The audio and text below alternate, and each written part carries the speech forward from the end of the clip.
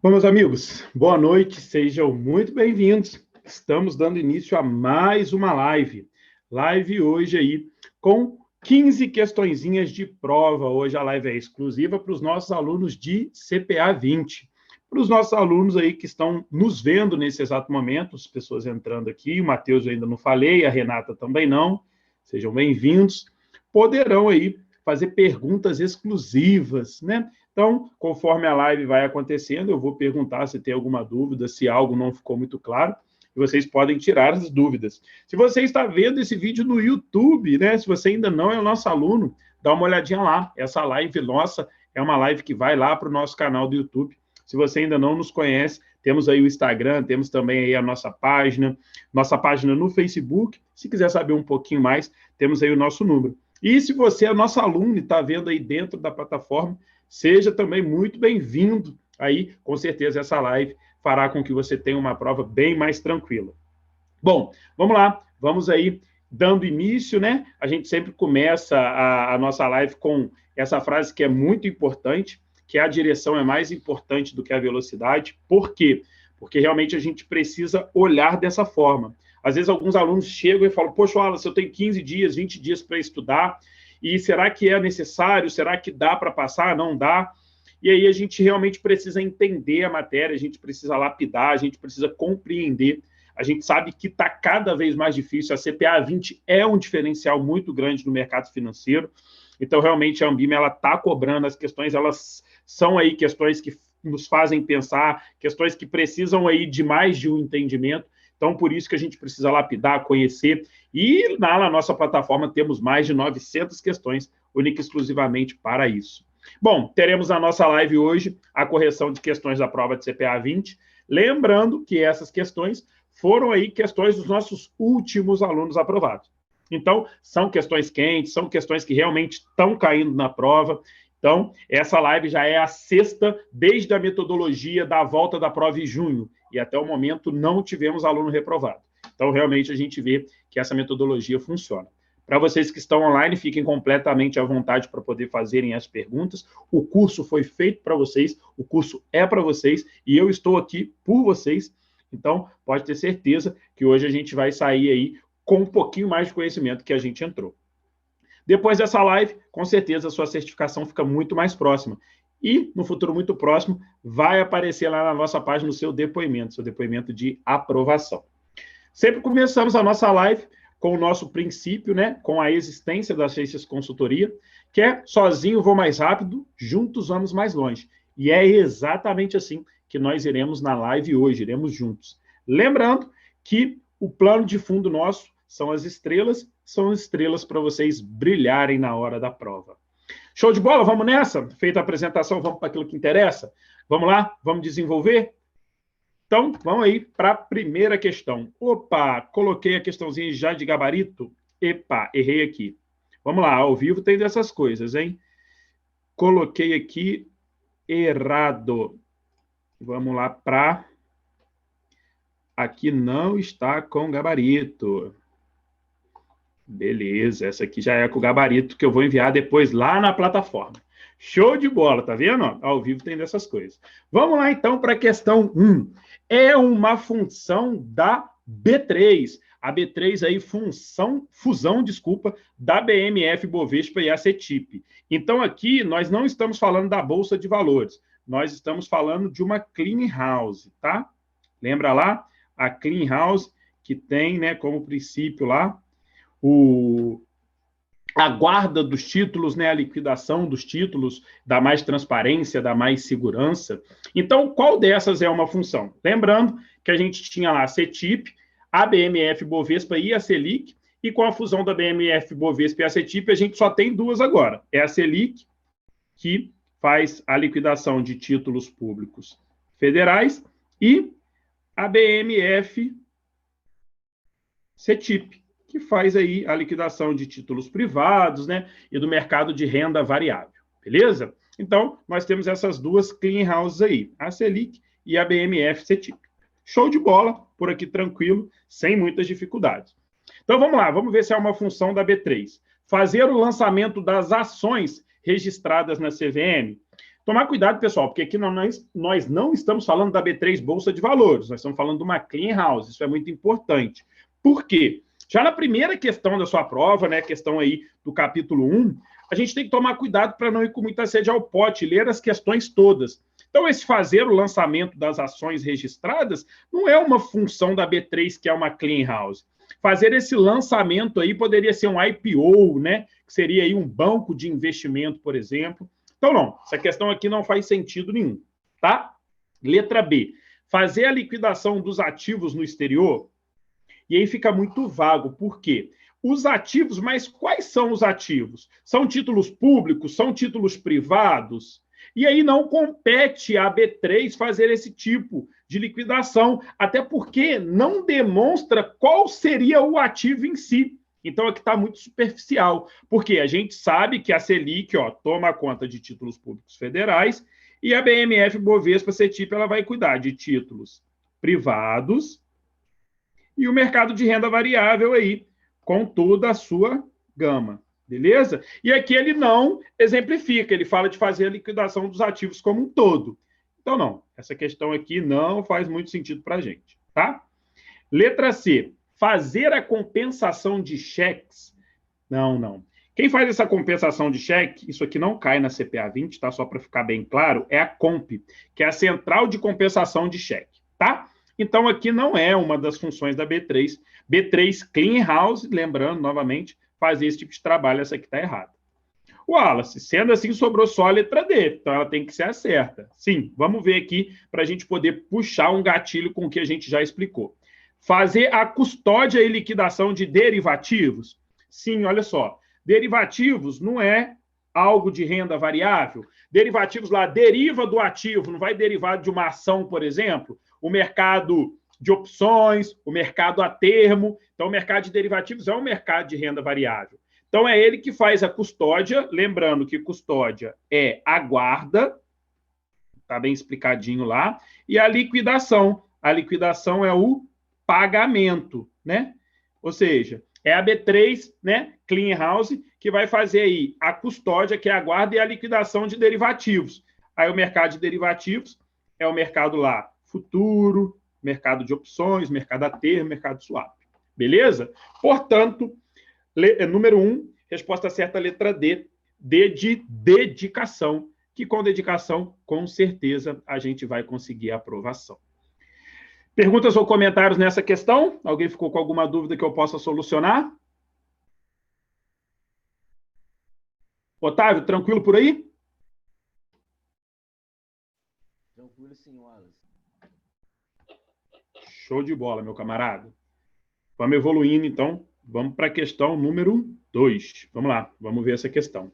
Olha só, pessoal, essa questão veio na nossa outra live e aí causou um fuzuê aí para quem estava estudando. Por quê?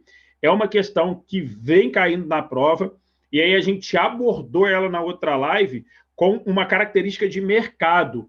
E aí, recentemente, né, a Ambima soltou aí o conceito daquilo que é cobrado na prova, e eu até anexei na nossa última live, está lá para vocês, sobre esse Private Bank. Então, eu trouxe ela novamente para a gente não errar, porque todas as provas de CPA 20 está caindo essa questão de Private Bank. E aí, a própria questão ela é auto-intuitiva, ela já fala para vocês o que é o Private Bank, para ficar bem claro. Então, eu já fiz lá a retificação na penúltima live, e essa agora, né, que está sendo a nossa última live até o momento, eu trouxe a questão novamente para a gente poder colocar certinho. Então, vamos lá. Private Bank são serviços bancários e financeiros destinados a clientes privados, com grande volume de aplicações financeiras, detentores de grande patrimônio. Galera que tem grana, galera que tem dinheiro aí, tá?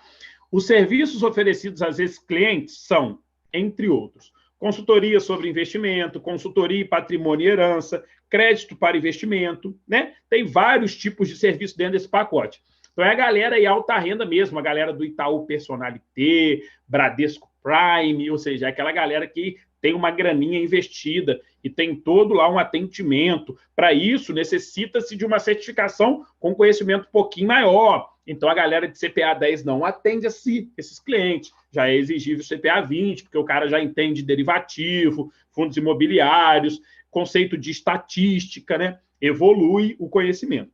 Então, qual que é o valor mínimo para esse tipo de serviço? Não podemos errar e, mais que isso, precisamos gravar essa questão. Então, hoje no Brasil, o valor mínimo para Private Bank, um valor na média de mercado, é um valor de 3 milhões de reais, tá? Na outra live, a gente abordou com o valor de 5, está errada, tá? E aí, a gente visualizou aquilo que a Ambima colocou lá dentro de um edital, vamos dizer assim, e está lá bem explícito, está lá bem assertivo, em letras garrafais, que o valor para se tornar Private Bank hoje, na média aí do mercado, aí, o mercado acredita que é um valor de 3 milhões. Não podemos errar essa questão na prova, é uma questão que está caindo exatamente da forma que está sendo abordada aqui. Então, lembra disso. O valor de Private Bank é um valor de 3 milhões. Quem tem 3 milhões pode aí, né, ser considerado um cliente de alta renda para as instituições. Perguntas ou comentários sobre essa questão?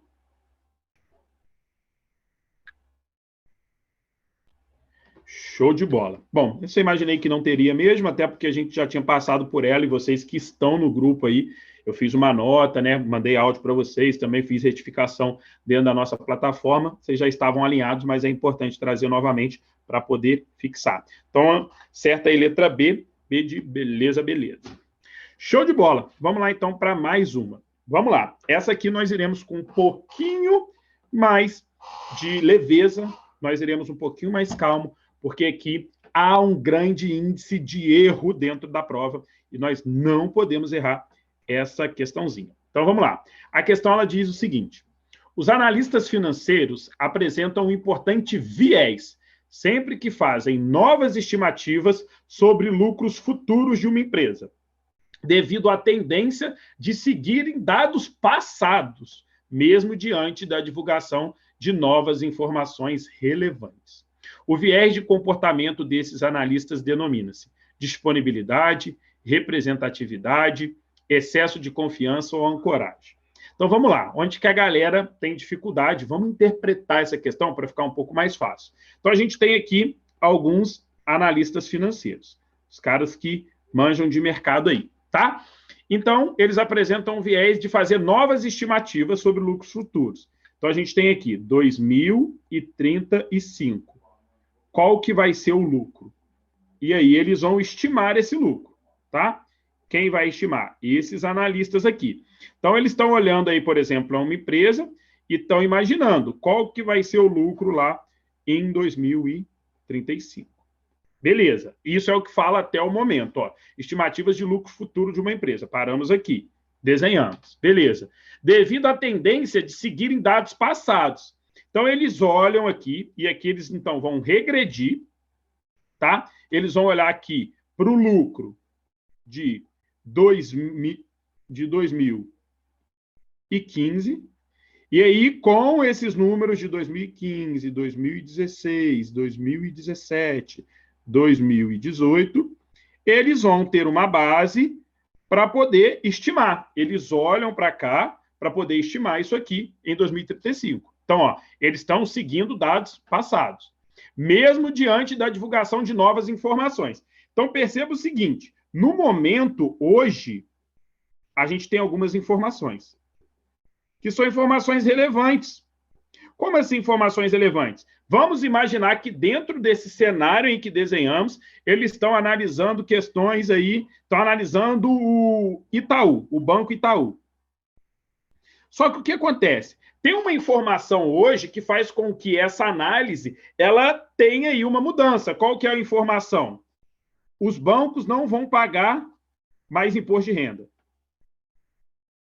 Não pagam mais IR. Caramba, isso vai fazer com que os lucros do banco disparem.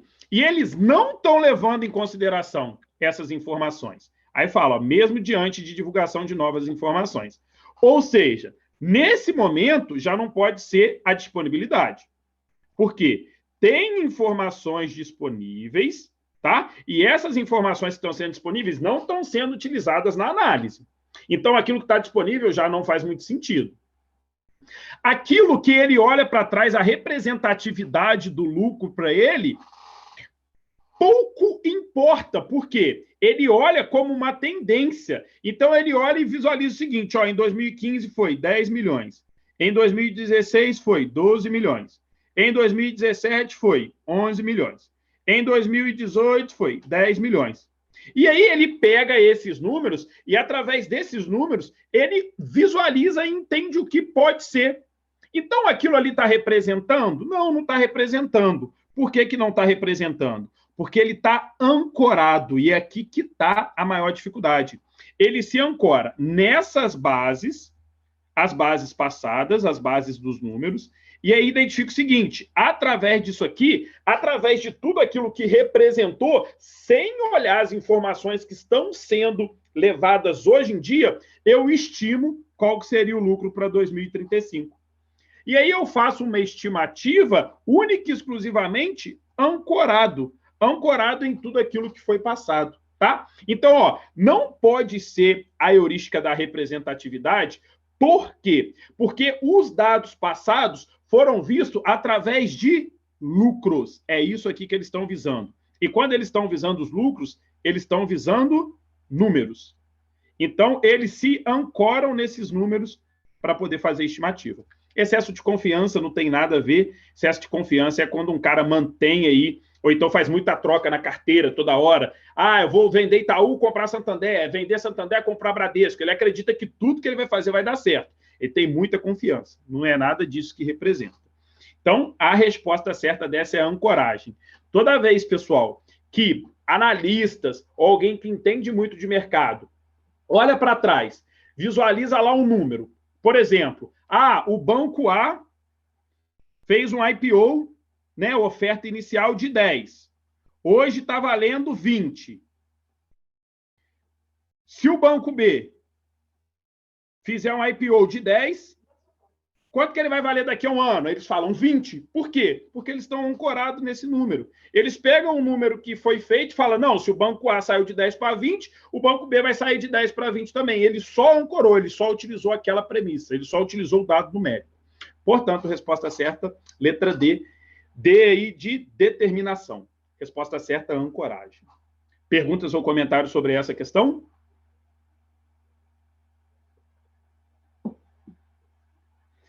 Matheus, tranquilo essa questão aí? Foi tranquilo, sim. Essa daí eu consegui entender bem. Perfeito, show de bola. Renata, alguma dúvida?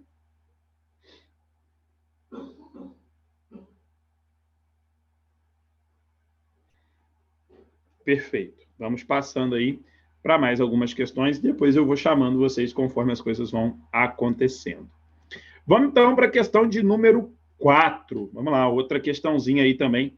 Questãozinha bem interessante. O Conselho de Administração da Seixas Consultoria se reuniu e decidiu que irão fazer uma proposta para tentar comprar a totalidade das ações da empresa ABC Educação. Desta forma, os diretores que estavam na reunião, então a gente tem aqui a galera da Seixas Consultoria, e aí a gente tem aqui os diretores da Seixas, e aí eles vão lá e fazem uma proposta de compra, eles vão lá e tentam comprar a empresa ABC, beleza? E aí eles vão lá fazer a propostinha lá, oferecer uma graninha lá. Então, dentro disso, a gente tem algumas premissas lá, né? E aí a gente tem o conceito de insider trade. Lembra lá? As informações privilegiadas. Por quê? O Conselho de Administração da Seixas sabe dessa informação. Sabe que está querendo comprar a empresa ABC. Então, pelo fato dele estar ocupando um cargo de confiança e essa informação não ser divulgada, ele não pode ter ganhos em cima disso. Ou seja, ele não poderia comprar ações, não poderia divulgar esse tipo de informação, senão é considerado um crime, é considerado um crime de insider trade, tá? Então, dessa forma, os diretores das Seixas, o que eles podem fazer, né? Podem utilizar essas informações para realizar operações no mercado financeiro, desde autorizado pela CVM? Não, de maneira nenhuma, né? pode utilizar essas informações? Vai ligar para a CVM e falar assim, aqui, CVM, eu sei que a Seixas vai comprar a ABC.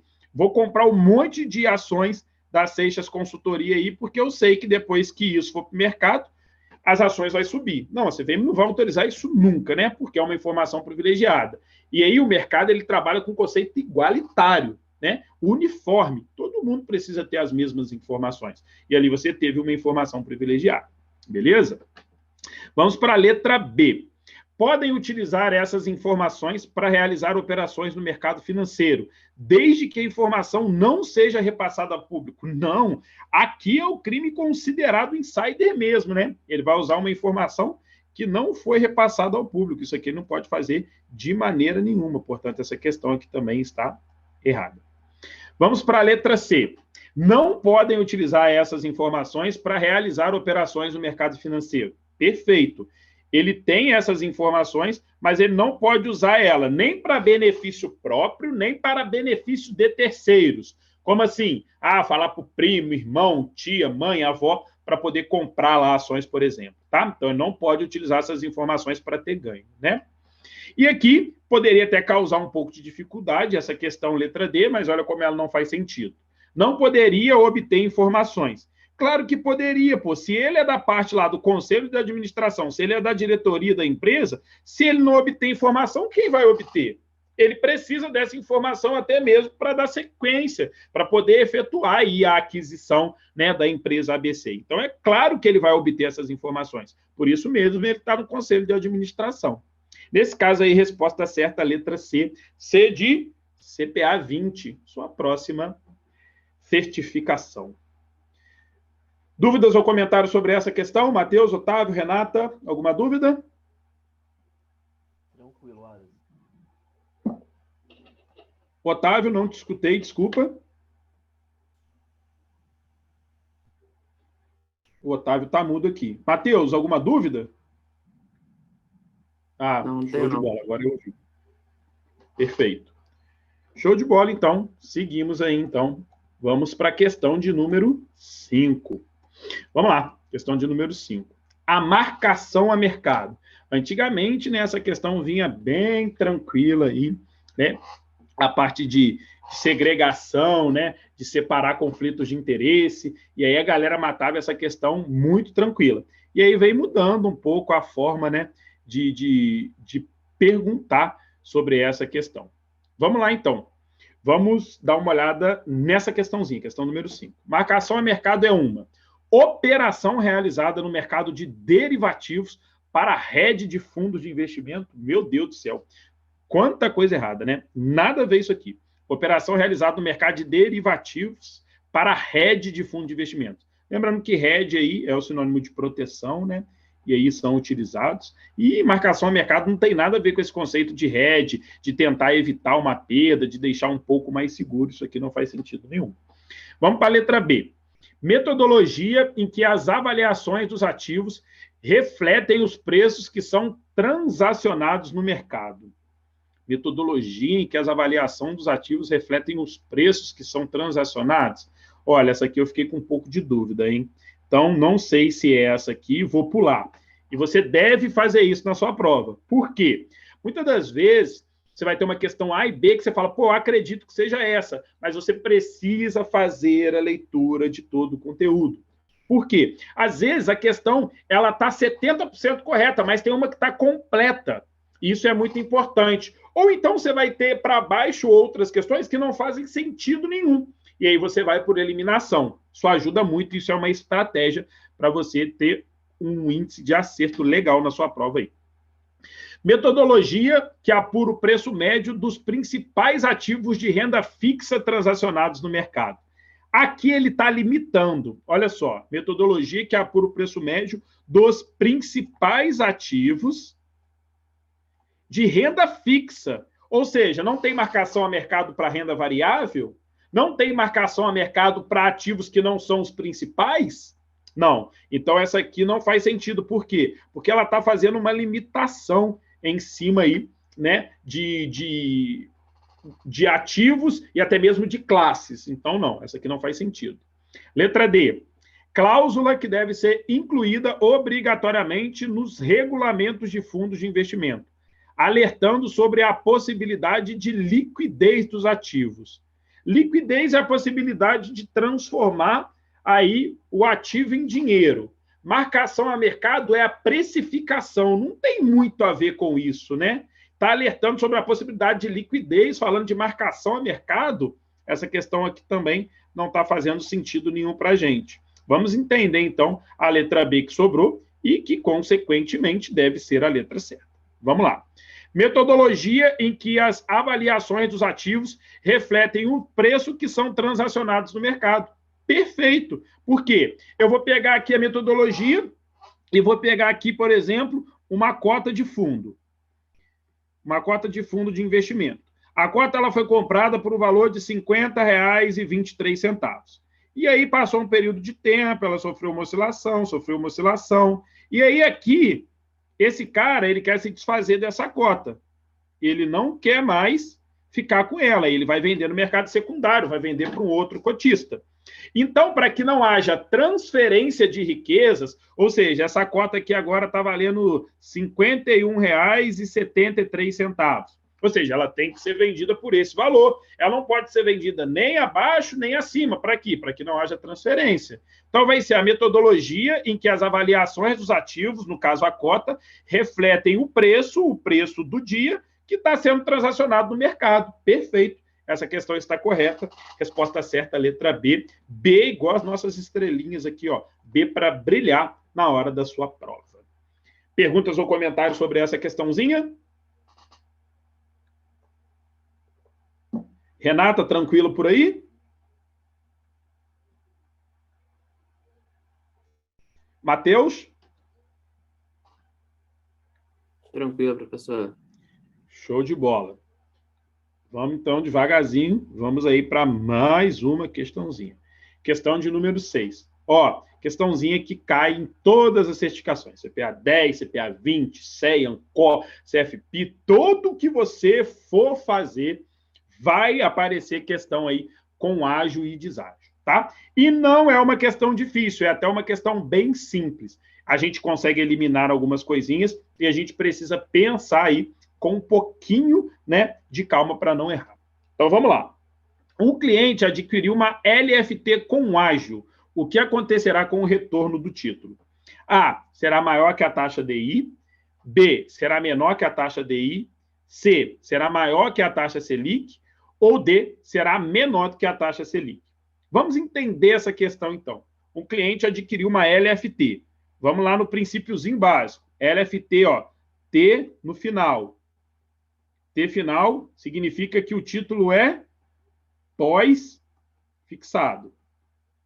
Beleza. Se ele é pós-fixado, ele tem que acompanhar, né, um índice aí de referência. E a LFT acompanha quem? A taxa Selic.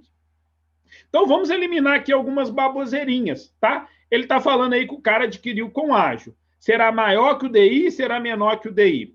Ou seja, aqui já não faz sentido nenhum. Por quê? Porque a LFT ela não acompanha a taxa DI, ela acompanha a taxa Selic.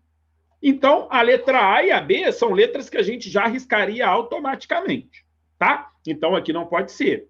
Então, agora a gente que entendeu, a gente foi lá e desmembrou a questão, a gente precisa saber, cara, quando compra com ágio, o retorno vai ser maior que a Selic ou vai ser menor? Vamos lá, vamos desenvolver aqui, então, para a gente entender. Então, vamos pensar aqui em duas pessoas aqui. Vamos pensar no Wallace primeiro.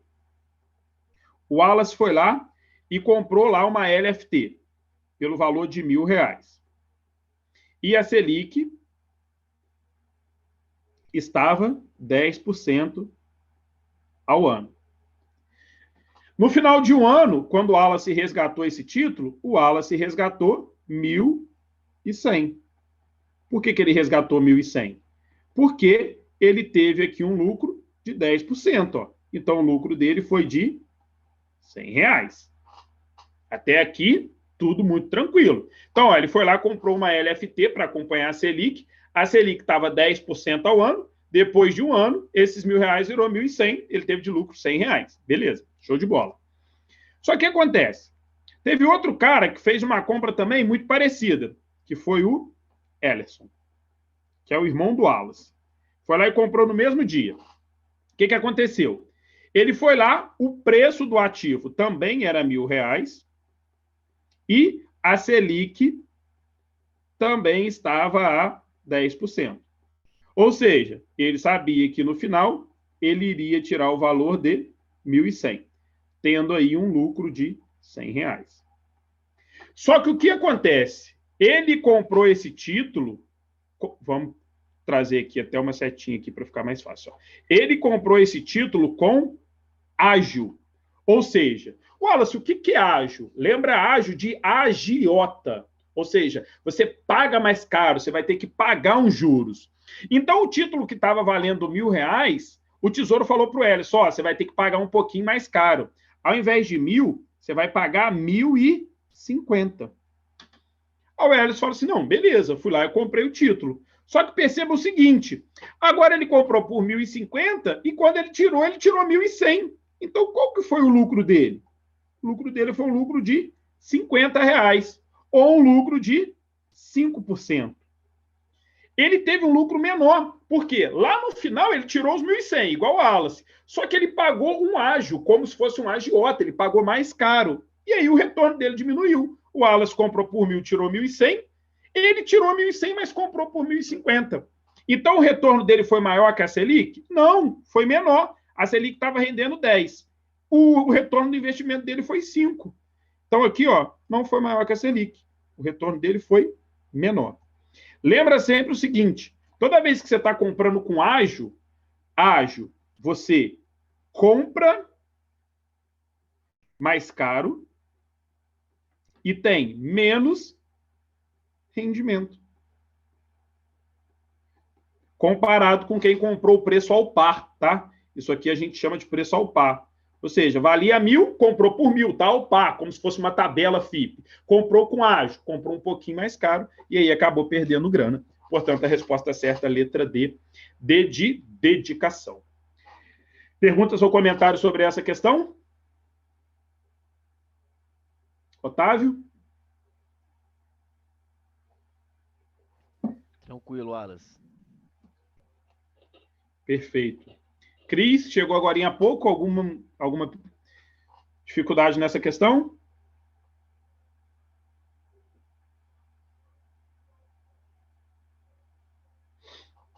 Show de bola. Vamos então para mais uma questãozinha aí. Questão de número 7. Agora a gente vai precisar ir com um pouquinho de calma. Por quê? Essas questões de gráfico eram questões que não eram abordadas, né? Ou pelo menos eu nunca vi sendo abordada na CPA 20. É questão que toda a prova da CEA é questão que aparece. E aí as nossas alunas aprovadas aí, as duas Brunas, né? O próprio João falou que apareceu questãozinha desse modelo aí. Até mandamos para eles antes, para eles analisarem. Então, Wallace, essas questões estão caindo. Então, para isso, antes de responder essa questão, eu trouxe para vocês aqui, né, a explicação de como funciona isso. Vocês vão ver que é bem fácil mesmo e vai ser bem tranquilo da gente conseguir exemplificar. Primeiro eu vou explicar para vocês como funciona o gráfico, depois eu vou dar um macetinho para vocês passarem, tá? Vamos primeiro focar somente desse lado aqui. Ó, vamos esquecer esse lado aqui primeiro. Então, não vamos olhar para esse lado aqui agora, tá? Esse lado aqui está eliminado. Vamos olhar só para esse lado aqui. Então, perceba que a gente tem um gráfico e aí a gente tem aqui alguns conceitos. Ó. A gente tem o preço da ação, aqui em vermelhinho aqui. E aí a gente tem aqui um eixo, né? Esqueci o nome que se dá isso. Mas vamos colocar uma linha aqui. E essa linha, ela começa abaixo do preço da ação. Perceba isso aqui, ó. Tá vendo que ela está começando aqui abaixo do preço? Ou seja, ela está começando com prejuízo? Então, perceba o seguinte, para começar com prejuízo, sempre para começar com prejuízo, vai ser uma compra, nos dois itens. Por quê? A gente precisa lembrar o seguinte, lembra que quem compra é o titular? E quando o titular compra, ele paga prêmio? Ou seja, se o titular está pagando um prêmio, ele já começa no prejuízo. Por isso que as duas, ó, tanto a de cima quanto a de baixo, esse cara ele já começa no prejuízo, porque é um cara que já começou pagando o prêmio. Ele pode nem exercer. Lembra que o titular tem o direito de exercer ou não? Mas ele já começou no prejuízo. Ele pagou 2, 3, 4, 5 reais pelo prêmio. Por isso que ele já começa no prejuízo. E aí, a opção de compra, que é daqui, ó, ela visualiza o seguinte, ó, ele tem prejuízo, e aí o preço da ação, olha como que está a setinha, ó. Quando o preço da ação começa a subir, é quando esse cara ele começa a ganhar. Por quê? Porque ele tem uma opção de compra. Ou seja, o preço está subindo. O preço vai lá para 200, mas ele tem a opção de compra, de comprar por 30. Então, para ele é vantajoso para caramba. Por isso que esse gráfico é uma opção de compra, tá? Porque, ó, primeiro, começa no prejuízo. Ou seja, o cara, ele já é um titular. É um cara que está comprando a opção. Lembra que o titular sempre é aquele que compra. Show de bola. E aí a gente consegue visualizar o seguinte, quando o preço da ação vai subindo, é que ele vai ganhando. Olha como que o contrário é verdadeiro. Olha essa opção de baixo. O cara também começa no prejuízo, ó. Ele também começa com o preço abaixo. Olha onde está aqui, abaixo do preço da ação. Ou seja, ele comprou. Só que agora ele comprou uma opção de venda. E olha quando ele começa a ter lucro. Ó. O lucro dele começa a existir quando o preço da ação começa a cair. Por quê? Ele tem a opção de vender por 100 algo que está caindo, que está agora valendo 30, 20. Aí ele vai lá e fala aqui, ó, vou vender por 100. E aí o lançador é obrigado, né? O titular tem o direito e o lançador é obrigado.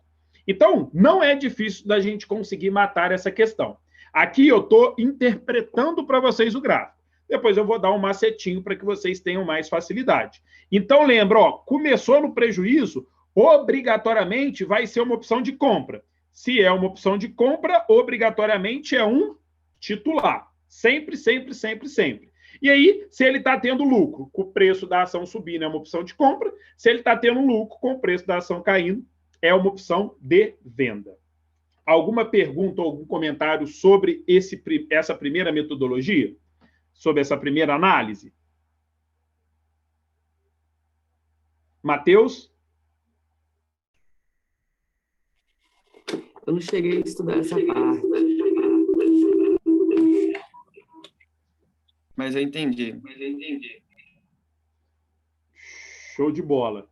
Otávio, como que está aí? Acredito que você já está um pouquinho mais avançado. Conseguiu entender a explicação? Consegui sim, Wallace. Bem tranquilo. Show de bola.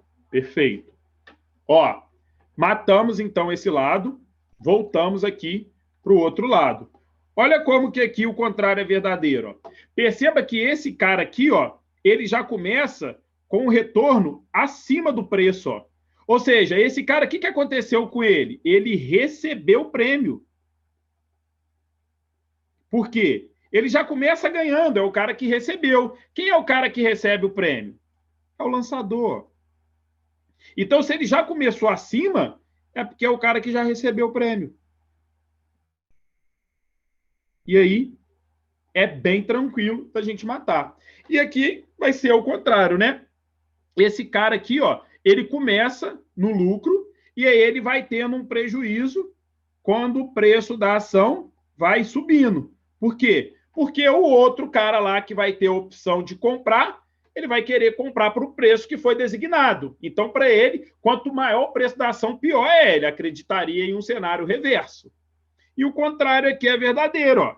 Esse cara aqui, que é o cara que é um lançador, que tem uma opção de venda, ele começa a ter um prejuízo ó, quando o preço da ação cai.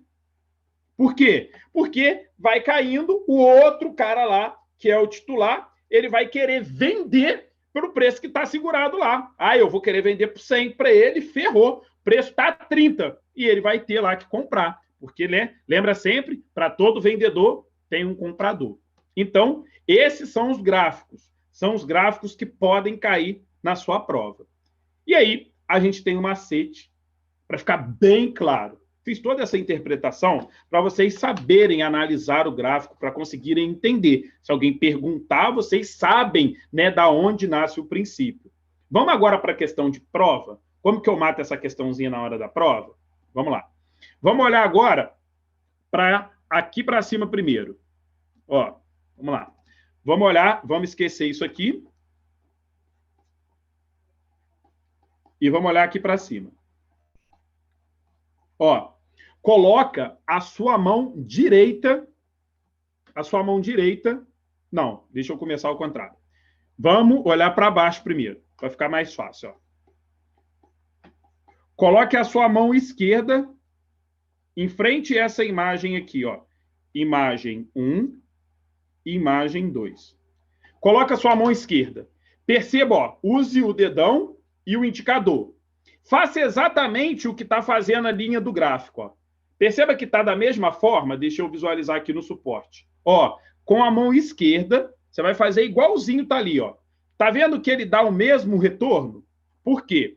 Lembra sempre disso, tá? Eu uso, pessoal, o relógio na mão esquerda. É onde está a pulseira. Então, toda vez que eu conseguir fazer o desenho com a mão esquerda, de pulseira, é porque é uma put. Perceba o seguinte, ó. Olha o desenho da imagem 1, mão esquerda. Olha o desenho da imagem 2. É a mão esquerda também, só que virada, ó. Ó, mão esquerda, imagem 1 para cima. Mão esquerda, imagem 2 para baixo. Perceba que a gente consegue fazer a mesma coisa que está ali. E como que eu gravo isso? Então, eu percebo sempre, ó. Toda vez que eu conseguir fazer o desenho do gráfico com a mão esquerda, que é a mão da pulseira, que é a mão do relógio, está falando de uma put. Sempre. Então, eu penso assim, ó. Ó para onde está a setinha? Para cima. Eu visualizo como se fosse o meu bolso. Ó, toda vez que está para cima é porque eu estou comprando. Então, ó, o dinheiro está saindo do meu bolso. Ó, eu comprei. O dinheiro está saindo. Então, ó, se é uma mão esquerda, é porque é uma compra de uma put. Ó, beleza? Put porque é a mão esquerda. Olha a setinha, ó, o dinheiro está saindo do meu bolso, eu estou comprando. Olha o contrário. Mão esquerda de novo. Só que agora para onde está? É quando eu vendo o curso, ó. Ó o dinheiro para onde vai. O dinheiro entra no meu bolso. Ou seja, eu estou vendendo. Então, ó, mãozinha para cima. Comprando, dedinho para baixo, vendendo. Dinheiro vindo para o bolso. Wallace, agora eu tenho um outro gráfico. E se eu olhar para a imagem 1 agora, que vai ser diferente, deixa eu colocá-la aqui. Para a imagem 1, que é essa, e para a imagem 2, que é essa, eu não consigo fazer o desenho com a mão esquerda. Por que você não consegue? Porque não é mais uma put, agora é uma call. Ó a imagem 1, como que fica o desenho.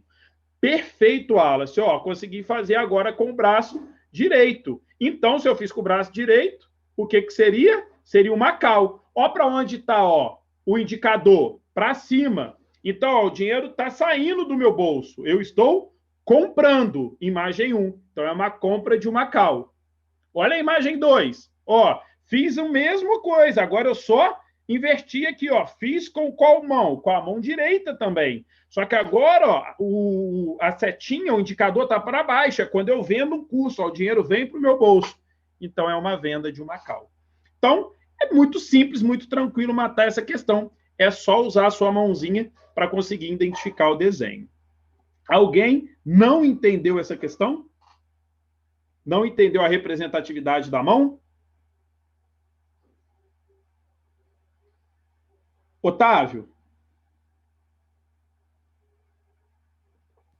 Oi. Conseguiu pegar? Wallace, a representatividade com a mão não entendi muito bem, para ser sincero. Não conseguiu entender? Não.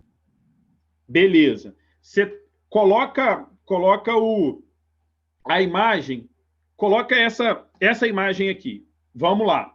Essa que está aí agora. Está aparecendo a questão 7 aí para você, não tá? Tá sim, Wallace. Beleza. Você consegue fazer o desenho? Vou circular aqui para você. esse desenho aqui, ó. Esse daqui de verde, ó. Esse desenho. Você consegue fazer ele com a sua mão esquerda?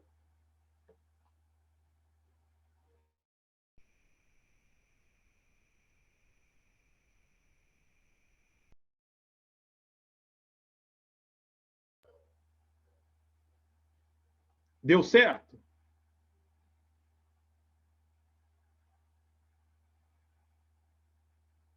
Otávio? Com a mão esquerda? É.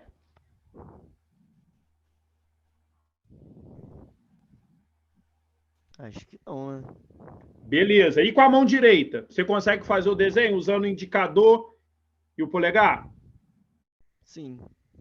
Perfeito. Trava aí. Então, ó, se não foi a mão esquerda, não é a mão da pulseira, não pode ser uma put. Então, ó, a put já está cancelada. Por quê? Toda vez que eu uso a mão esquerda, que é a mão da pulseira do relógio, é a put. Se eu não usei ela, usei a mão direita, obrigatoriamente vai ser uma call. Tá conseguindo acompanhar, Otávio, até o momento? Tô sim, Wallace. Perfeito. Aí agora a gente tem, já que foi com a mão direita, é uma cal. Para onde está o dedinho? O dedinho está com dinheiro entrando no bolso ou com dinheiro saindo do bolso, Otávio? Ó, entrando ou saindo? Entrando? Conseguiu acompanhar, Otávio?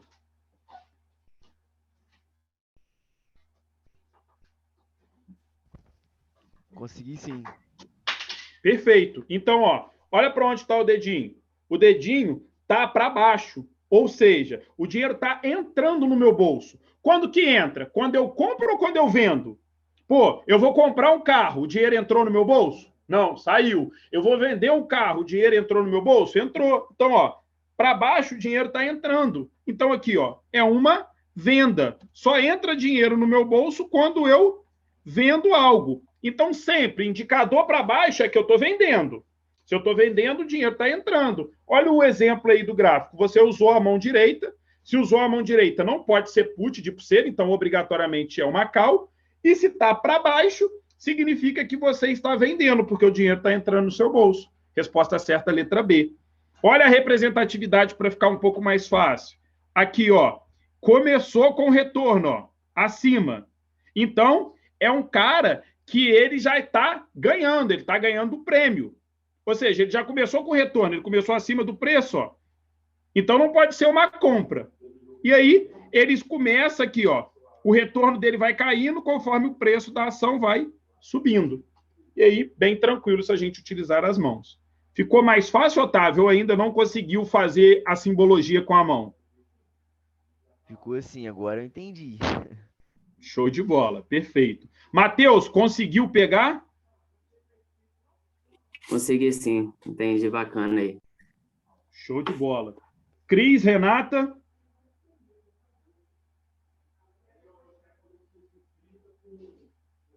Show de bola. Então, ó, passamos por essa aqui. Trouxe... Oi, Cris, conseguiu pegar aí? Cris, tudo bem?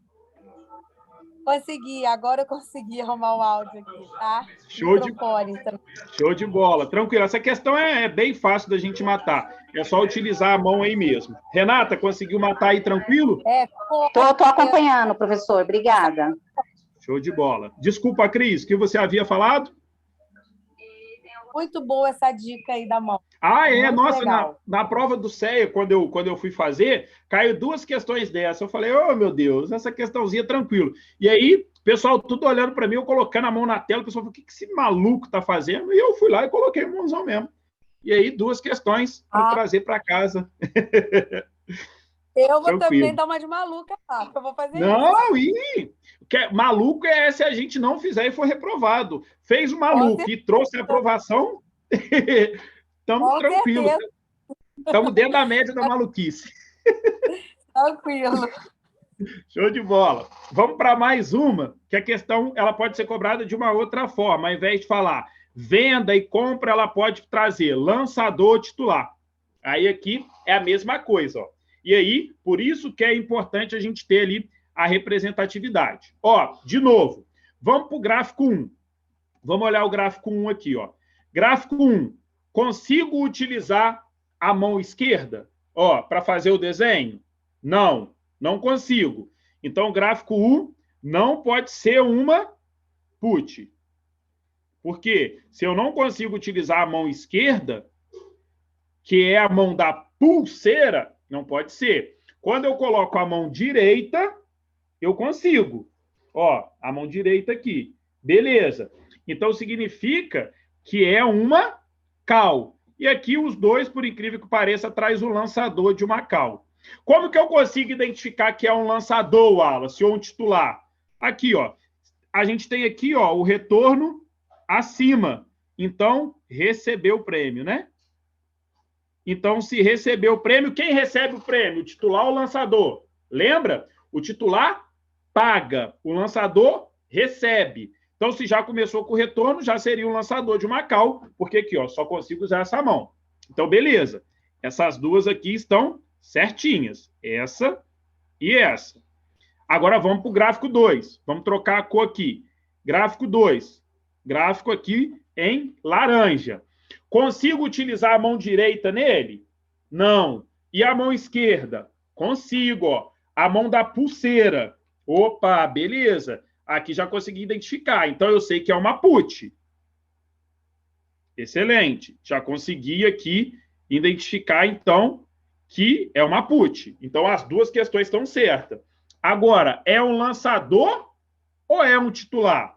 E aí eu olho o seguinte, ó. Olha o meu indicador para onde está indo. O indicador está indo para cima, ó. Para cima. Lembra aqui, ó, quando vai para cima, eu estou comprando. Quando vai para baixo, eu estou vendendo. Ó, dinheiro entrando no meu bolso, dinheiro saindo. Se aqui, ó, essa parte, que é a parte que pega o indicador, está para cima, se está saindo, significa que eu estou comprando. E aí é só a gente matar. Quem que é que compra? O lançador ou o titular? Quem compra é o titular. Ele compra e ele paga o prêmio. Por ele pagar o prêmio, olha onde ele começou. Começou no prejuízo. Começou abaixo. Então, aqui seria o titular e não o lançador. Essa aqui estaria errada. Então, resposta certa, letra B. B de brilhando, para vocês brilharem na hora da prova. Conseguiram pegar essa aí ou tiveram alguma dificuldade?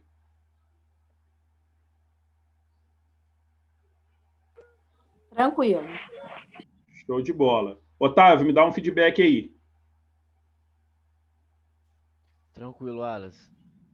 Show de bola. Matheus, tranquilo também? Renata? Acompanhando, doutor, o professor. Show. Tranquilo, Matheus? Tranquilo, professor, tranquilo.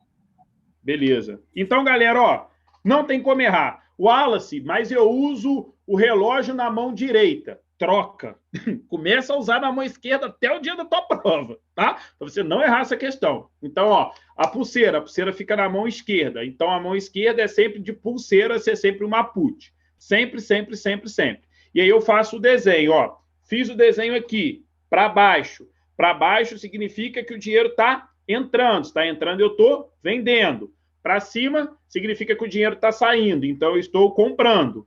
A mesma vale para outra mão. Ou seja, se eu não usei a mão da pulseira, se não é uma put, a mão direita sempre vai ser uma cal. Sempre, sempre, sempre será uma cal. Se o indicador está para baixo, o dinheiro está entrando no meu bolso, eu estou vendendo. Se o indicador está para cima, é porque o dinheiro está saindo do meu bolso, eu estou comprando. Pode cair 2 questõezinhas, 3 dessa que vocês vão, ó, passar sem mais problemas nenhum. Vamos evoluindo? Vamos para a questão 9? Show de bola. Então, essa aqui, resposta certa, né? Deixa eu só limpar aqui, para ficar bem bonitinho. Resposta certa aqui, letra B. Então, vamos circular aqui, né? Para a galera que acompanhou aí. Resposta certa, a letra B. Então, vamos lá, ó. Lançador de Macau. Pego aqui o gráfico 1 primeiro. Ó, cal, mão direita. E aí, setinha para baixo. Setinha para baixo significa que eu estou vendendo. Se eu estou vendendo, eu sou um lançador. Beleza. Outro, pega a mãozinha esquerda. Opa, beleza. A mãozinha esquerda da pulseira é uma cal. Ó, para onde está o indicador? Para cima. Se o indicador está para cima, significa que eu estou comprando. Quem compra é titular, quem vende é lançador. Anota isso aí, né? Compra. Acho que vocês já estão cansados de saber. Titular e vende lançador. Sempre, sempre, sempre, sempre. E aí, questãozinha certa, letra B. Show de bolas. Vamos para mais. Questão número 9. Pessoal, muito importante na hora da tua prova. Essa questão eu trouxe na live de ontem para alunos de CPA 10. Estou trazendo para vocês. Por quê? Tem muitos assuntos abordados. Vocês aí que já passaram pela 10, sabem que vocês têm até um pouco mais de facilidade. 60% da prova aí, né, são os mesmos assuntos. E a galera erra muito isso aqui. Por quê? Quer fazer a questão rápido, não lê a questão. Então, olha só. Toda vez que a prova tiver opções, 1, 2 e 3, olha como que vai ser o seu cronograma para você responder a questão. Primeiro, lê. Então, vamos fazer passo a passo. Primeira coisa que você vai fazer. Primeiro passo. Lê o que é o enunciado da questão. São características de um fundo de investimento. Viu que tem 1, 2 e 3? Você vai para cá, ó. Segundo passo. Para você não errar isso, pelo amor de Deus. Porque olha só o que está falando. Está incorreto o que se afirma. E aí você interpreta a questão direitinho, você entendeu, mas você marca o que está correto.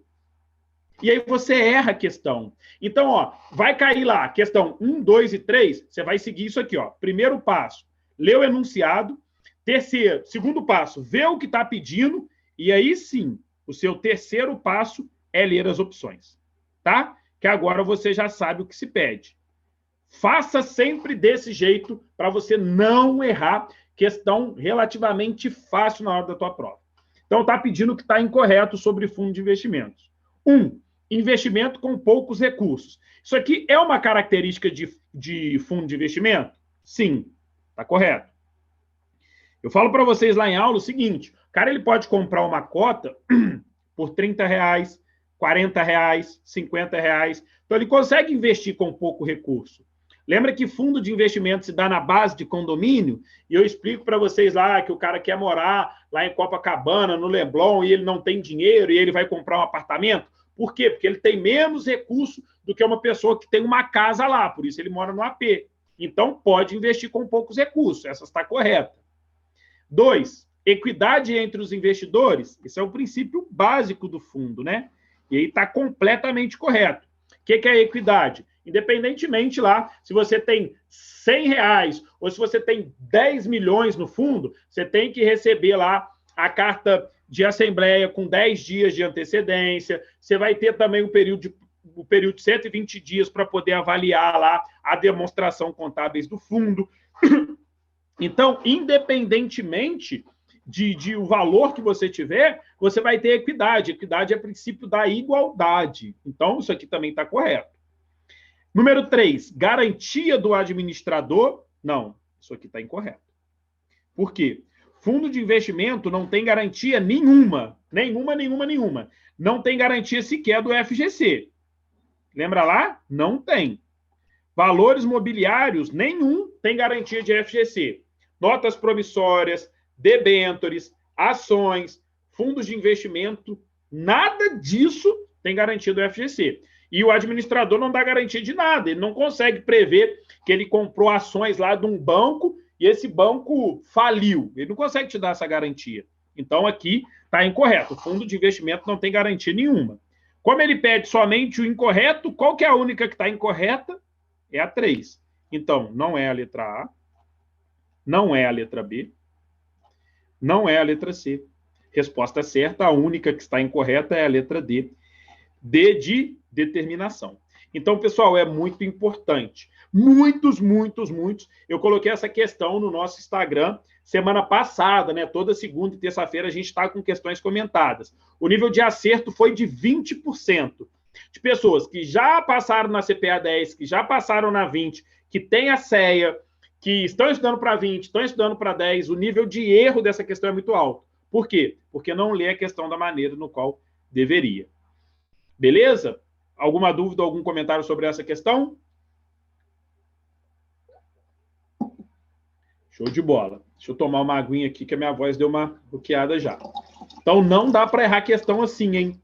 Tem 1, 2 e 3, obrigatoriamente segue esses passos, para não errar, para não responder questão errada. Vamos lá para mais uma questãozinha, então?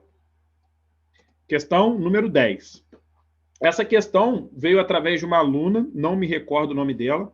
Recentemente, ela adquiriu o nosso curso. Infelizmente, ela foi reprovada e falou, Wallace, fui reprovada e essa questão caiu lá na minha prova, eu não soube resolver.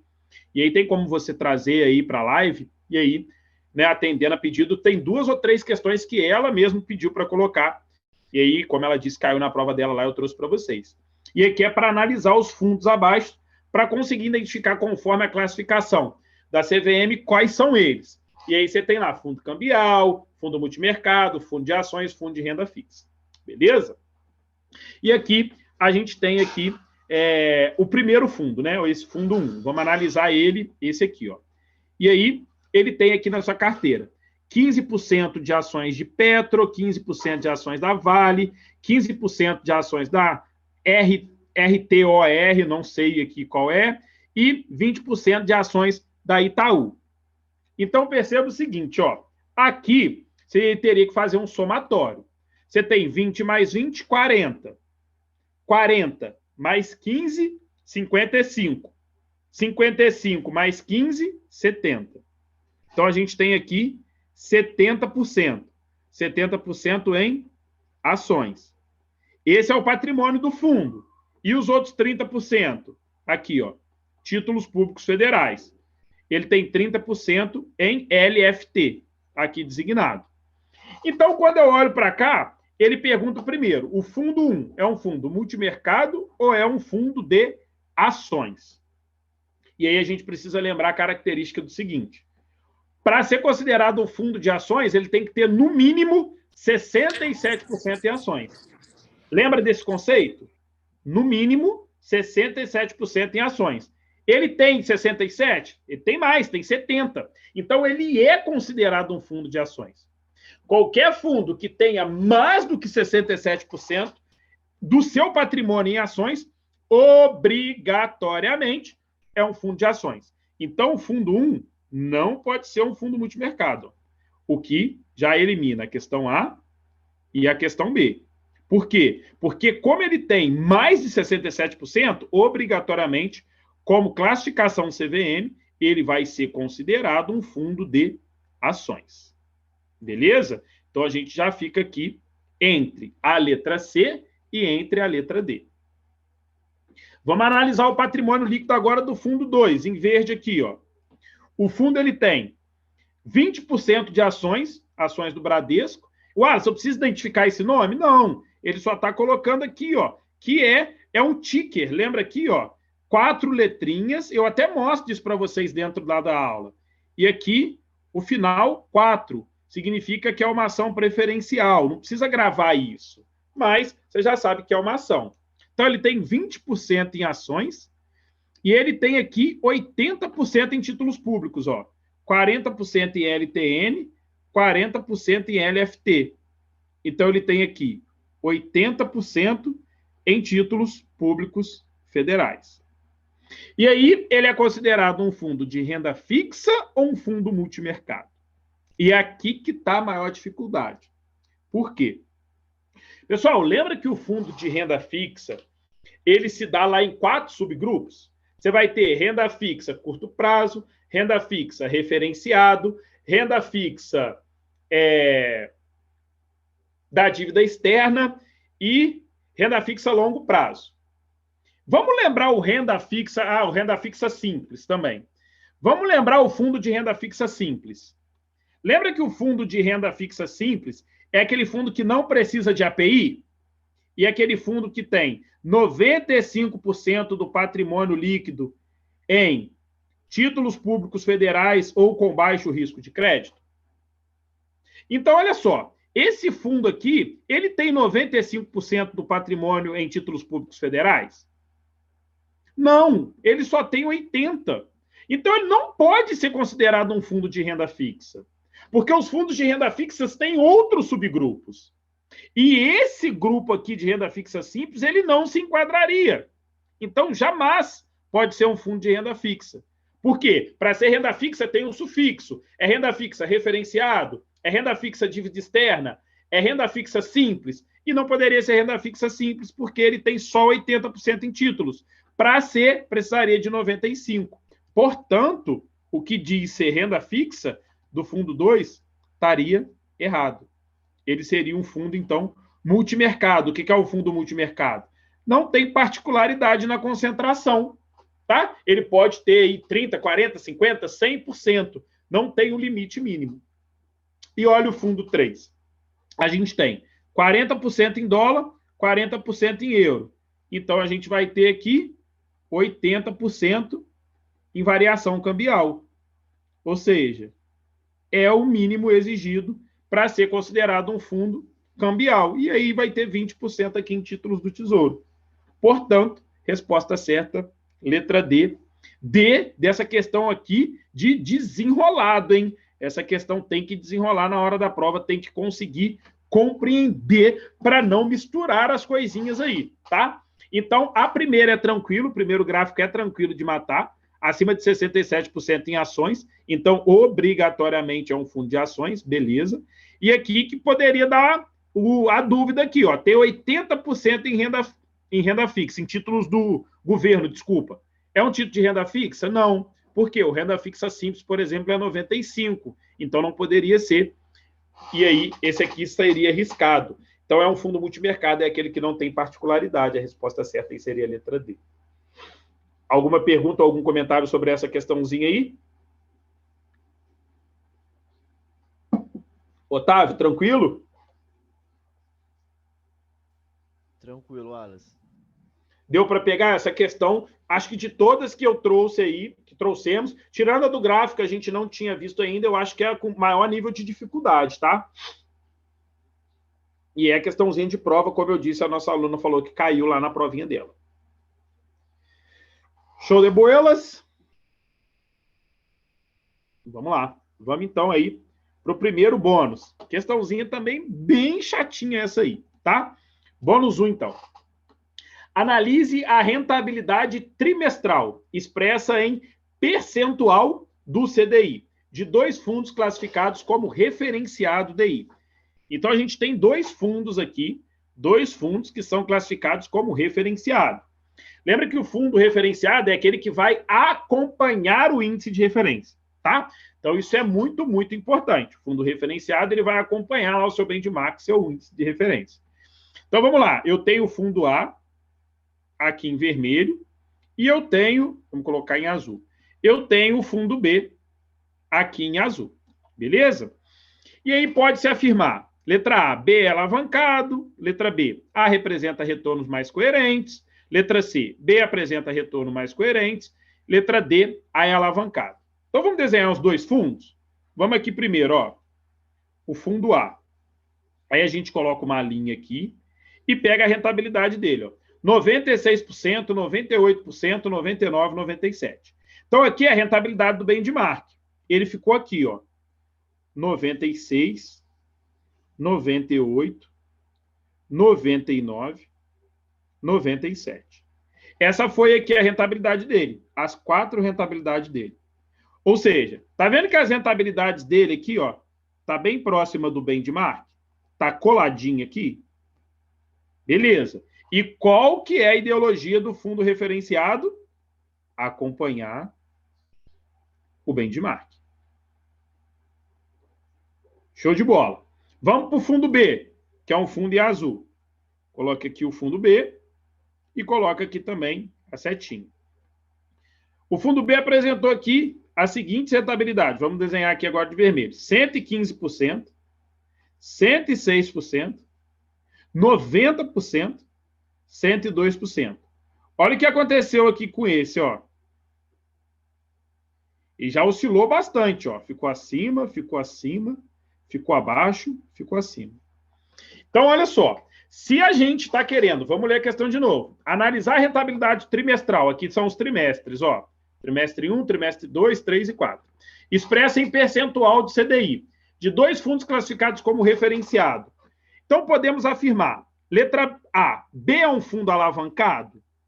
Cara, como que eu vou identificar se ele é um fundo alavancado? O fundo alavancado é aquele que pode ter perda superior ao seu patrimônio. Aqui ele teve retorno. Em um só ele rendeu menos que o benchmark, mas ele não rendeu negativo. Ele rendeu 90% do benchmark. Eu não consigo identificar se é um fundo alavancado. Não tem informação necessária para isso. Portanto, essa aqui está errada. Letra B. O fundo A representa retornos mais coerentes com a classificação? Olha o fundo A aqui em cima. Olha como que essa questão ela faz total sentido. Por quê? Ele não está falando de fundo referenciado, aquele que acompanha o benchmark? Olha como que esse aqui está acompanhando. Olha como que ele está pertinho sempre da linha. Ele rendeu 96, 98, 99, 97. Ele está colado. Aonde o DI está indo, ele está indo também. Ele sim, realmente parece que está bem aderente ali. Está acompanhando ali na síntese. Olha a questão número C. B, apresenta retorno mais coerente com a classificação? Olha como que não faz sentido. Olha aqui esse fundo B. Olha como que ele foge de quem é o benchmark, que é a linha azul. Primeiro ele rende mais, depois ele desce, depois ele rende menos, depois ele rende mais. Ele está meio que a Deus dará. Ele não está ali, ele não está fazendo referência. Ele deve ter umas ações ali, ele deve estar usando um derivativo, porque ele oscila muito. Ele está correndo um risco maior. Então ele consegue 115%, mas depois consegue 90%. Então ele sobe e cai. Então aqui não é um fundo referenciado. É um fundo aqui multimercado, um fundo que o gestor tem mais autonomia para poder trabalhar. Portanto, essa questão aqui está completamente errada. Não faz muito sentido. E a letra D, A é alavancado. Aqui não faz nem muito sentido, né? Como eu disse para vocês, alavancado tem perdas aí que podem exceder o patrimônio, e aqui eu não consigo ver, eu estou vendo que ele está bem aderente, eu não consigo ver ali ele tendo grandes riscos, pelo menos com essas informações que são me passadas. Então, a resposta certa, letra B, B de beleza, beleza, beleza. Alguém não entendeu essa questão ou ficou com alguma dúvida? Cris, Matheus, Otávio? Foi tranquilo. Beleza. Entendi sim, Wallace. Show de bola. Beleza. Matheus, você que foi aprovado agora recentemente na CPA 10, já engatou na 20 aí. Tá sentindo muita diferença? Tá sentindo que tá puxando um pouquinho mais a rédea? Então, eu não consegui estudar todo o conteúdo ainda, mas já vi que tem uma diferença, sim. Você precisa compreender mais, né, Matheus? Precisa entender, né? Isso, exatamente. Eu tô pegando, tipo assim, eu não peguei a matéria ainda, mas só que eu tô dando uma analisada igual nessa live para poder já ir pegando aos poucos, né? É importante, cara. É importante até mesmo para ver como que a prova tem cobrado, né? Para saber como que você vai estudar. Igual, teve 2 questões agora que a gente precisou entender. A questão lá de analisar o gráfico em pizza, para você saber lá o percentual, senão você não iria matar. E aqui de saber o que é o fundo referenciado, que acompanha, e olhar, desenhar, para poder entender a questão, né, meu camarada? Exatamente. Isso aí. Show de bola. Beleza. Vamos lá, então, para mais uma questãozinha aí, para a gente ir chegando ao final. Essa questãozinha aí tranquila, questãozinha de previdência agora, demos 2 questões de previdência, mas questõezinhas tranquilas para poder matar aí. Vamos lá. Ellerson contratou um plano de previdência do tipo PGBL, com regime tributário progressivo, também conhecido como compensável, tá? E permaneceu no plano pelo prazo de 15 anos. Quando mesmo efetuar o resgate, qual será a alíquota de IR na fonte? Estou aqui bem tranquilo, né? Ele te deu aqui um cliente que fez um plano de previdência do tipo PGBL e contratou lá um regime de tributação, o regime de tributação progressivo. Quando ele sair depois de 15 anos, quanto que ele vai pagar de imposto? Vamos eliminar duas baboseiras? Primeiro, 27,5, depois 22,5. Isso aqui é a tabela regressiva lá para fundos, para CDB, lembra lá? 0 a 180, de 181 a 360. Isso aqui não tem nada a ver. Como que a gente poderia errar essa questão aqui? Se a gente pensasse o seguinte, existe duas tabelas. Tem a tabela regressiva e a tabela progressiva. Como que funciona a tabela regressiva? De 0 a 2 anos, 35%. De 2 a 4, 30%. E aqui, acima de 10 anos, 10%. E aí você associar o seguinte, pô, o cara ficou 15 anos. Então ele ficou mais do que 10, então ele vai pagar 10%, a resposta é B. Mas olha qual tabela é essa. É tabela regressiva. E ele está pedindo a tabela progressiva, tá? Lembrando, tabela progressiva, quando tem, tá bem descrito na apostila, hein? Resgate total ou parcial, alíquota única. De quanto? 15%. Então, o que aconteceu? O Ellison foi lá e começou a juntar um dinheirinho, R$500 por mês.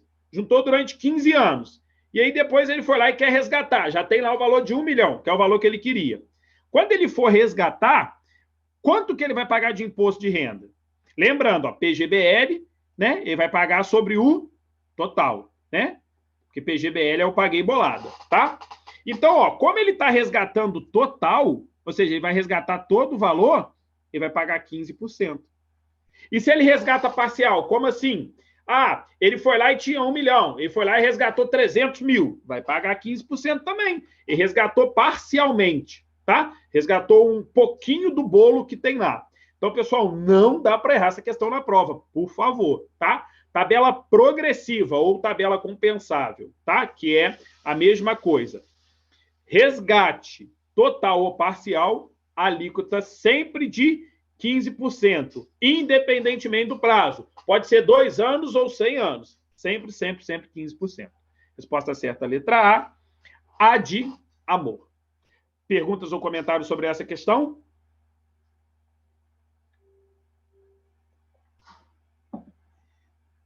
Show de bola. Questãozinha de previdência. Tranquila. E aí, questãozinha aí que já vai chegando na prova, sua cabeça já está dando uma embaralhada. Vamos lá. Apareceu o Ellison aí, que era irmão, agora aparece o Sérgio, que é o pai. Está aparecendo a família inteira. Vamos lá.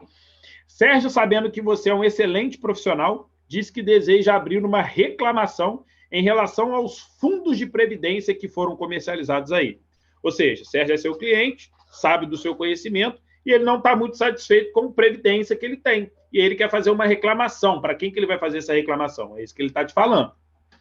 Ele te informa que um dos fundos é de uma previdência aberta, através de um VGBL. Então, vamos lá.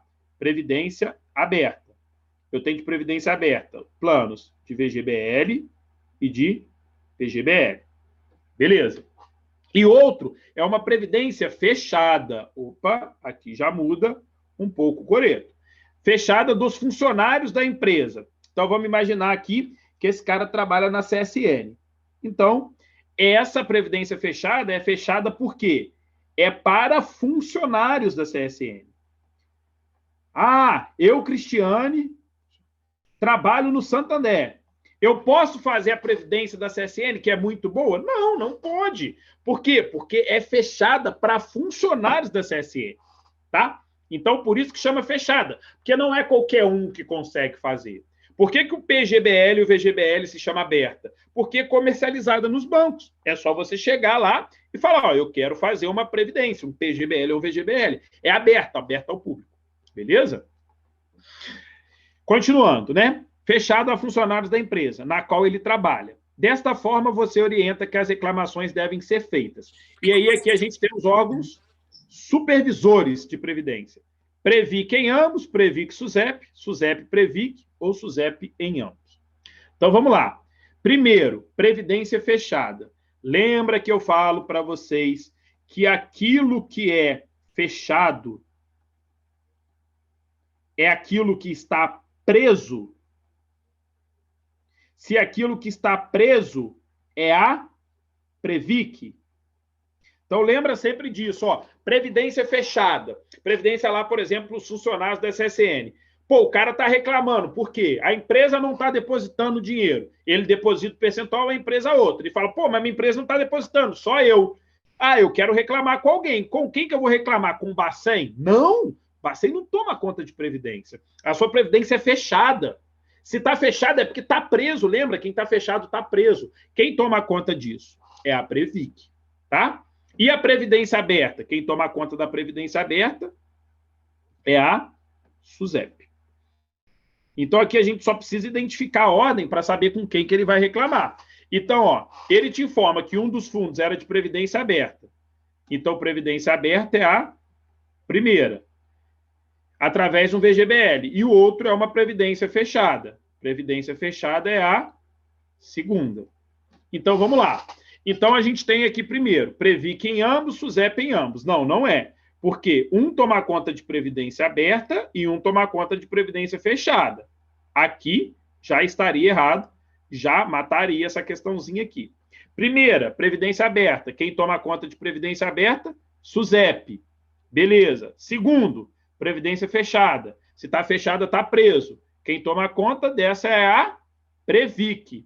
Então, a resposta certa aqui seria SUSEP, que ele teria que reclamar para a previdência aberta, e Previc para a previdência fechada. A letra B estaria invertido. Resposta certa, letra C, C de confiante. Depois dessa live é como você vai para a sua prova. Perguntas ou comentários sobre essa questãozinha?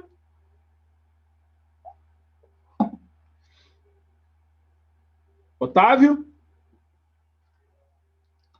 Essa foi bem tranquilo, Aras. Beleza, show de bola. Questãozinha de previdência, ao meu ver, são as questões mais fáceis da prova, tá? Não dá para errar, não. E aí, similar direitinho, para não marcar questão errada. Às vezes, já chega lá na questão 58, 57, está com a cabeça estourando. Tem que ler para não marcar errado. Entrou alguém agora, só que só está aqui como nome de iPhone. Eu não sei quem seria. Quem é o nosso convidado aí? É a Aline, Wallace. É que eu tava Oi, na Aline. rua e caiu o meu sinal várias vezes. Aí agora eu cheguei Não. em casa, consegui. Tranquilo. Alguma dúvida nessa questão aí, Aline? Não, tranquilo. Show de bola, perfeito. Obrigada. Nada. Vamos lá, então, para as últimas duas questõezinhas aí do módulo de estatística aí, né, do módulo 7, aí, o módulo um pouquinho chatinho na hora da prova aí. A gente vai matar ele, vai passar com ele sem mais delongas e vamos trazer essa aprovação para casa de qualquer maneira. O procedimento de backtesting para o modelo de VAR é o modo de... Então, lembra lá? A gente tem o VAR, a gente tem o backtesting, a gente tem o stop loss, né? A gente tem aí algumas metodologias. Então, a gente tem o backtest, que é o modelo que testa o VAR. Lembra lá? O VAR é o modelo de confiança. Você tem até 95% a probabilidade de não perder mais de 5% do seu valor. Ah, beleza, então ele está te dando uma confiança. O que faz que realmente isso seja certeza? É o backtesting. Ele vai estar toda hora testando esse modelo. A gente fala que ele aufere o modelo de risco, que é o VAR, para realmente saber se as informações ali estão certas. Para saber, pô, será que com 95% de chance mesmo ele não vai perder? Não, cara, agora está aqui, ó, está caindo aqui, ele está perdendo aqui, ó, o fundo começou a cair. Não, pelo amor de Deus, vamos se desfazer. Então, o backtest ele está toda hora testando, ele está visualizando se as informações que você passou para o seu cliente está certinha, se pode confiar. Então, ele fica toda hora ali auferindo esse risco. Beleza. Vamos, então, para a questão de número A. Sobre procedimento de backtest. Significa, primeiro, A, calcula os parâmetros da distribuição da probabilidade utilizada? Não. Isso aqui é um princípio daquele distribuição normal. Lembra lá? Que cai lá na sua prova? Distribuição normal. Com até 67% de confiança, com 95% de confiança, com 99% de confiança. Aí a gente tem uma média mais um desvio padrão. Lembra desse conceito lá? Que aí a gente vai ter depois duas médias, um desvio padrão, e assim sucessivamente. Vai calcular os parâmetros da distribuição, vai saber qual que é a probabilidade lá de dar 67% daquele valor, de dar 95% daquele valor, e aí ele vai fazer esse tipo de cálculo. Então, aqui não. O VAR não é isso. O que fala a respeito desses parâmetros é a distribuição normal. Portanto, isso aqui está errado. Aqui não é uma metodologia, né, de backtesting, desculpa, né? Não é uma metodologia de backtest, é uma metodologia de distribuição normal. Letra B. Quantificar o risco em caso de grandes variações de preço. Quantificar o risco. O que é o risco? O risco é um desvio padrão, está saindo ali em grande variação de preços, os preços estão mudando. E aí não é sentido aqui, não é algo do backtesting, né? Ele não vai ficar quantificando esse risco. Ele não vai ficar olhando para isso, principalmente variação de preço. Ele vai olhar para a carteira como um todo. Portanto, essa questão aqui também não está fazendo muito sentido para a gente, não. De procedimento de backtesting, não. Vamos para a letra C. Medir a perda média em situações de crise. Esse aqui é o stop loss. Não. Stop loss é a parte de perder, não. Esse aqui é o... Epa, deu branco. Esse aqui é o... Epa. Que é o da crise. Epa, esqueci. Vamos lá. Não, esse aqui a gente tem o backtest, a gente tem o VAR, o backtesting, o stop loss. Esqueci o nome do que mede a perda. Esqueci mesmo, deu branco. Mede a perda e mede situações de crise. Não, não é. É o que vai analisar cenários de crise, né? Para saber, pô, e esse tem 95% de confiança, e os outros 5%? Como que eu vou saber se eu tenho a possibilidade de perder? Então, não é o backtest que faz isso, não, tá? É um nome específico, mas, infelizmente, o nome fugiu da minha cabeça agora. Não me recordo aqui. Stress test. Opa, Wallace. Epa, saiu. Stress test, tá? Que vai medir aí o cenário de estresse do mercado. Então, vai medir a perda em situações de crise. Ah, aconteceu aí mais uma onda de Covid. Caramba, então o mercado está estressado. Eu vou analisar isso aqui. Então, não é o conceito de backtest, é o conceito de stress test. Então, isso aqui está errada. Esqueci o nome aí, tá vendo? A cabeça da Tchut. E letra D, que seria aí a questão certa. Auferir o modelo de risco que está sendo utilizado. Perfeito. Então, o backtesting, ele vai auferir o modelo de risco. Qual que é o modelo de risco? O VAR, para poder visualizar se realmente aquelas informações são as informações que estão certinhas. Ó, tem 95% de confiança. Continua com 95%? Continua. Quem está me dando essa certeza? O backtesting. Está testando toda hora para realmente conseguir entender se todas aquelas informações são as informações corretas. Resposta certa, letra D. D de dedicação. Com dedicação, com certeza vem a aprovação. Pergunta sobre essa questãozinha aí?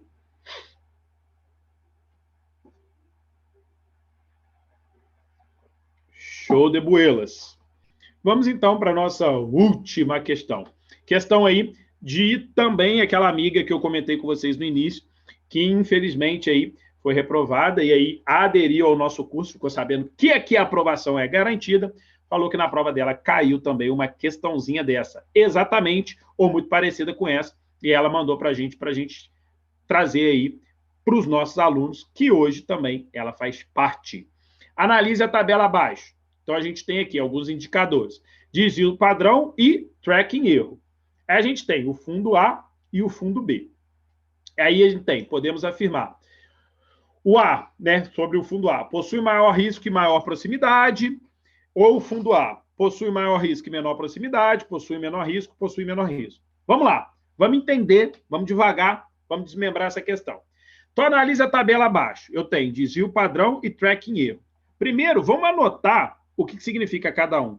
O que é desvio padrão? Desvio padrão é risco.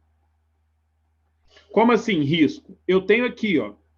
Esse é o padrão. Como que eu tenho um desvio? Quando sai, ó. Ou seja, o padrão é o vermelho. Todos esses pontos não foram desviados do padrão? Então, todos esses pontos que desviaram do padrão, eu corri um risco. Alguns eu poderia ter um retorno maior, outro menor. Isso se chama risco. Beleza. Então, desvio padrão é aquilo que se dá a respeito ao risco. E aí eu tenho outro, que é o tracking erro. O que é o tracking erro?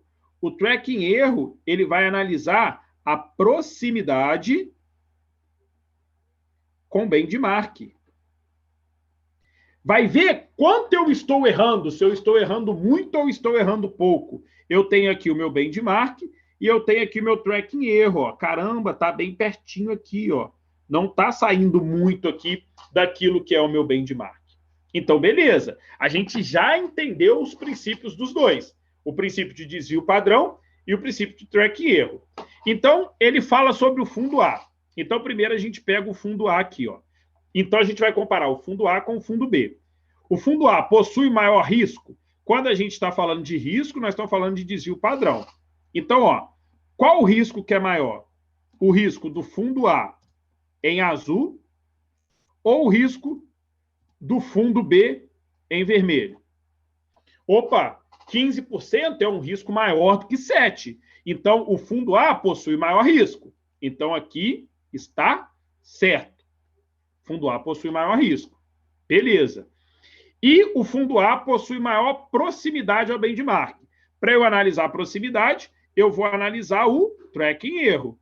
Vamos ver aqui proximidade. O que é mais próximo? 0,5 ou 5,5? Olha aqui, ó. 0,5 está aqui, ó. Pertinho. 5,5 está aqui, ó. Qual que está mais perto? Esse ou esse? Ah, o 0,5 está mais perto. Então, A possui mais proximidade ao benchmark do que o fundo, certinho. Porque o tracking erro não analisa isso, ó, a proximidade do benchmark. Então, o fundo A está 0,5, está pertinho. O fundo B está 5,5, está mais distante. Então, essa aqui está errada. Vamos analisar as outras. Ó. O fundo A possui maior risco. Risco é desvio padrão. 15 é maior que 7. Correto. E menor proximidade? Não menor, maior. Ele está mais próximo. 0,5 é mais próximo do que 5,5. Portanto, essa parte aqui está errada. Olha a letra C e a D como a gente já elimina no começo. O fundo A possui menos risco? 15 é menor que 7? Não. Então, já risco essa aqui. Letra D, possui menor risco? 15 é menor que 7? Não. Então, já risco. Então, isso aqui é importante a gente lembrar o seguinte. O desvio padrão. Quanto maior, mais risco. O tracking erro. Quanto menor, mais próximo. Ó, eu estou menos errado, tá? Imagina assim, você errou 0,5, você errou metade, ou você já errou 5 vezes. Pô, aqui você está muito mais próximo de não ter cometido erro. Você cometeu metade de um errinho só. O outro já errou 5 vezes a mesma coisa. Então, você está mais próximo aqui, ó, de não ter cometido erro do que o outro que já errou 5 vezes. Portanto, resposta certa, letra A. E aí, questão de interpretação também, onde a gente precisaria saber que o desvio padrão é o risco, aquilo que está desviando do padrão, e o tracking erro é aquilo que busca proximidade com o benchmark. Cris, tranquilo? Matheus? Tranquilo, professor. Eu entendi bem essa explicação antes daí. Apesar de eu não ter chegado nessa matéria. Ah, não, beleza. É importante que você já vai identificando na hora que você vê o módulo 7, que é o módulo, Matheus, que você não viu nada ainda. É o módulo completamente novo na CPA 20, né? Você que veio da 10. Então, vai ser tudo novo para você. Mas é um módulo que não é muito difícil, mas tem muitos conceitos estatísticos. A gente precisa ir devagarzinho para não errar algumas questões. Otávio, para você, tranquilo? Tranquilo, Wallace. Show de bola. Aline? Certinho, Wallace. Show de bola. Então, chegamos aí ao fim da nossa live. E a gente sempre começa e inicia com o nosso princípio, né?